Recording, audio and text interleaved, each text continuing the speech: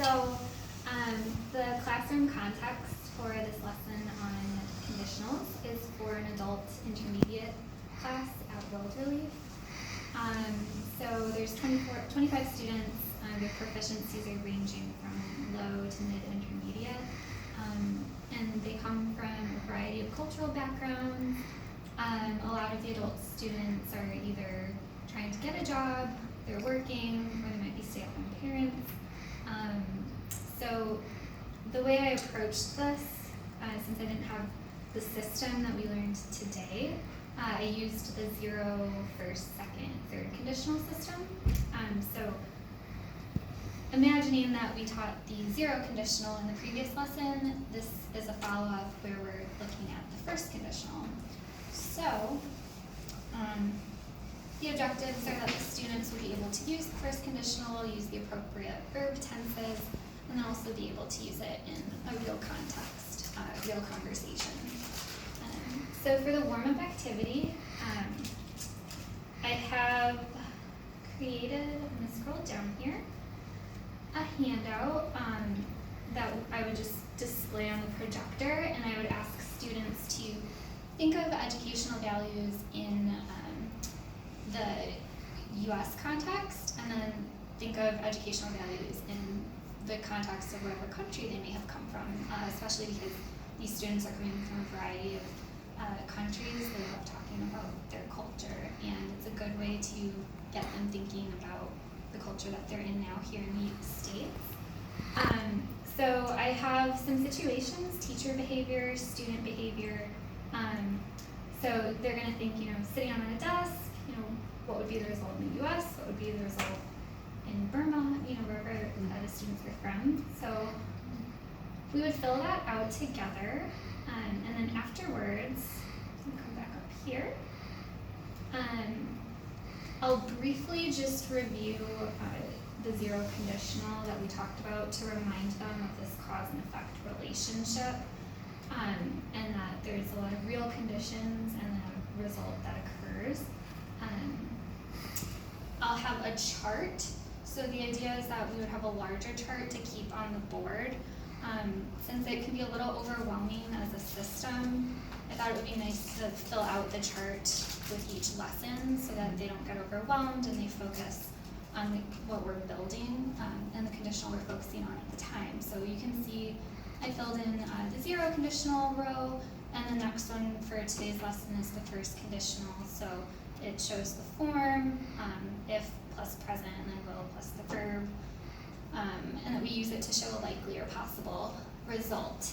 And then the examples are here, so if it snows, they will stay inside. So after I explain the chart and the form, going back to what we warmed up with, like using their answers, I'll show some examples using the 1st conditional. So if she copies another student's answers, the teacher will be disappointed. So I would put a few on the board, and then transitioning so that the students can practice with me as a class. We can continue to put more sentences on the board using the answers that they provided on the chart. Okay.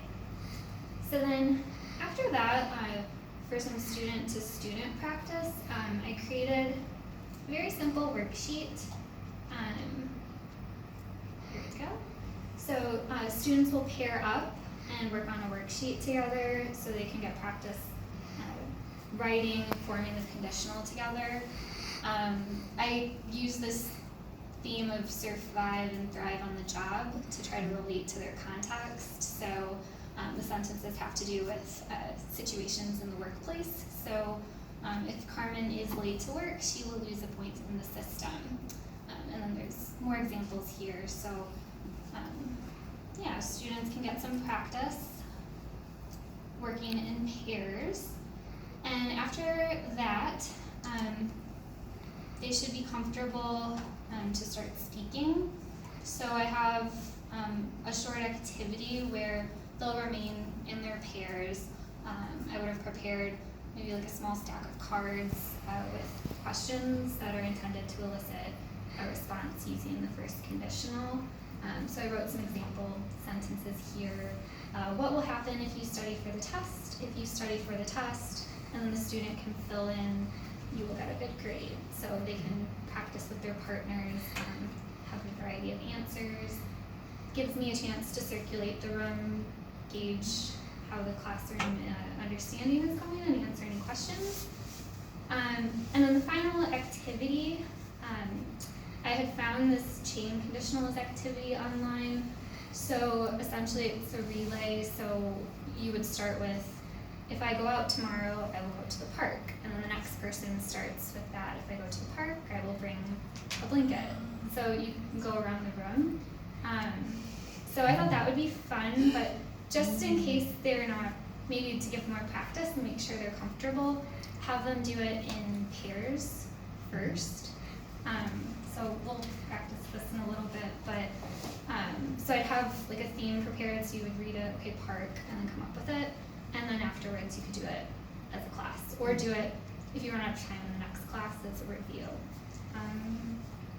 And then to close out the lesson for homework, so I thought it would be fun for the students to gain confidence using it in their real context. So to go either use the first conditional at home or at work, try it out, and then write down what they said and bring it back to class to talk about it. So yeah, that was my lesson.